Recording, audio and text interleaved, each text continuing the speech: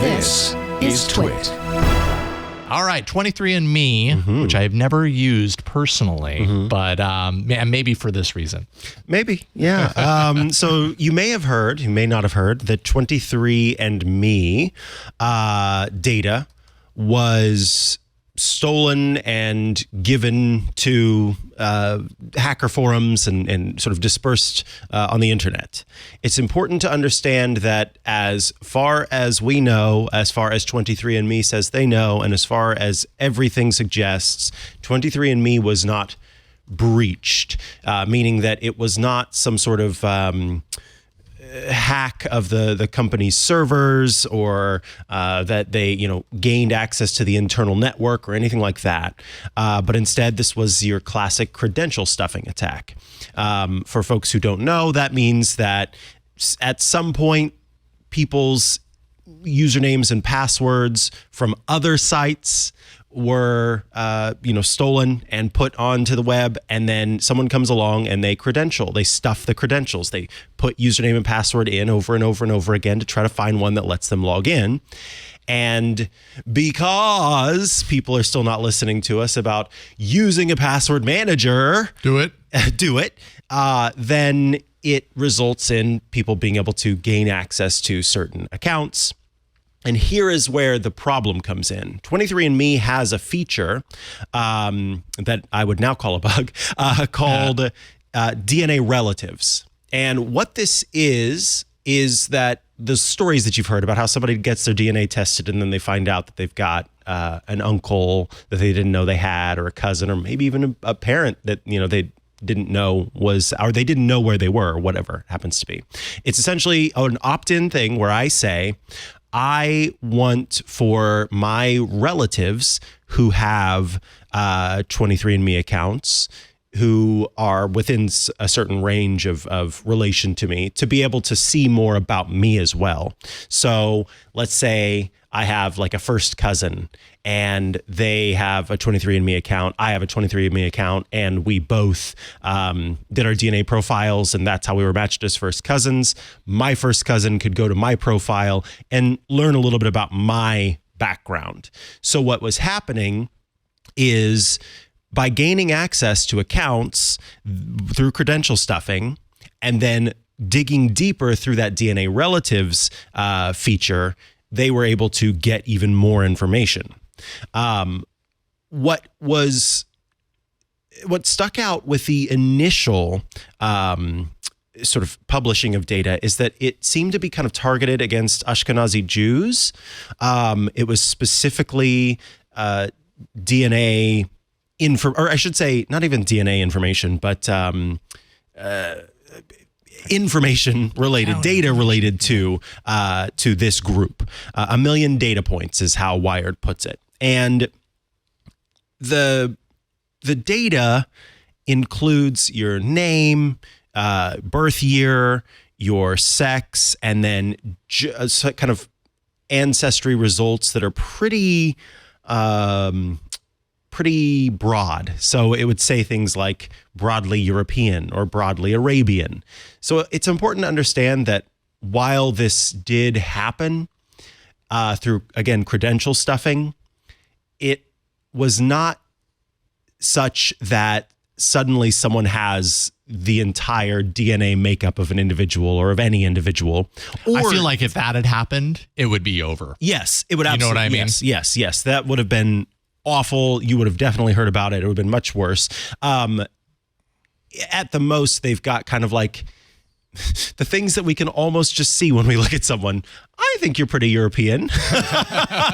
You probably think I've got some African. That's because I do. So it's not as maybe terrifying as it could sound on the tin when you first look at it. What's of more importance potentially is the fact that the hacker that claims to be the same hacker is continuing to release more data. So they did get quite a bit of information from through this credential stuffing attack, and have released even more information. Now the hacker, who goes by Golem, does claim to have data from, quote, the wealthiest people living in the U.S. and Western Europe, and even, I believe, claimed some specific celebrities were part of the data. Whether that's true or not has not been able to be confirmed.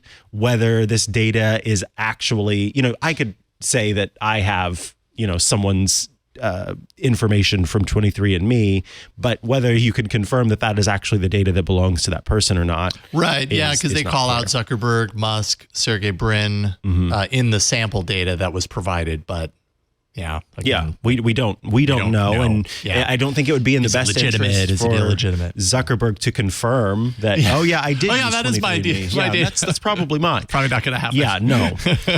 So what this boils down to is that 23andMe did reach out to customers and said, hey, it's a good idea to change your password and turn on two-factor authentication. That would have prevented this from happening. You can also, one of the things that you have the option to do within 23andMe is choose whether 23andMe continues to hold on to your DNA profile for further testing that might take place down the line, for improvements to the technology, and for kind of further reports. You don't have to grant that, and you can in fact go in and ungrant that at any time if you want to.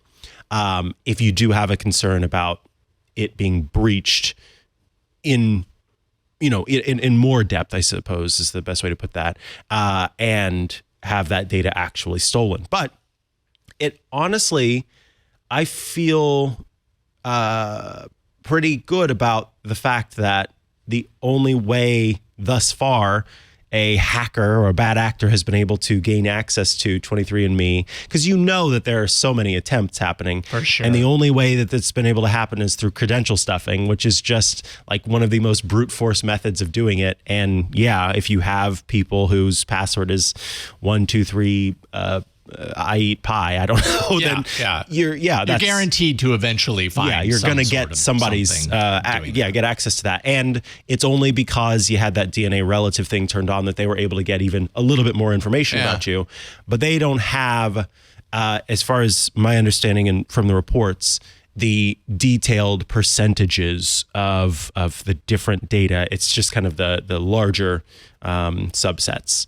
So ultimately, as is, always our recommendation, use two-factor authentication. Go turn that on right now if you do have a 23andMe account and you don't have that turned on.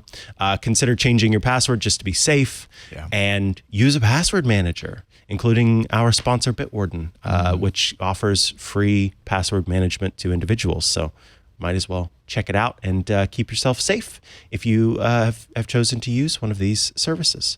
Yeah, I think the thing that comes up for me regarding two-factor as a general good idea is that sites that didn't used to support 2FA, eventually some of them do. And you as a user might have done the 2FA sweep before, but if you haven't checked lately, you might discover that more of the sites that you rely on actually support it now, and especially now because it's really become a big tool for prevention. So it's worth checking in on from time to time to be sure that you've got, all of your major accounts are protected with 2FA. If it wasn't offered before, it's possible it is now, and it's worth looking into. Yeah, and there are several sites online that can that have like a catalog or a database of what sites offer two-factor authentication. Right. And many a password manager has that built in, where when it finds out that two-factor authentication has been added to a site, it'll say, hey, you can go and turn this on now. Get that logged in. So do it. Yeah, do it. And keep your data safe. Keep your data/DNA. Yes, especially that. I mean, that is a form of data, right? That is for sure human data. Absolutely. This episode of Tech Break is brought to you by our friends at IT Pro TV, now called ACI Learning. 94% of CIOs and CISOs agree that attracting and retaining talent is increasingly critical. Invest in your workforce and keep their IT skills current with ACI Learning. Visit go.acilearning.com/twit. Twit listeners can receive up to 65% off an IT Pro Enterprise Solution Plan after completing their form. Based on your team's size, you'll receive a properly quoted discount tailored to your needs.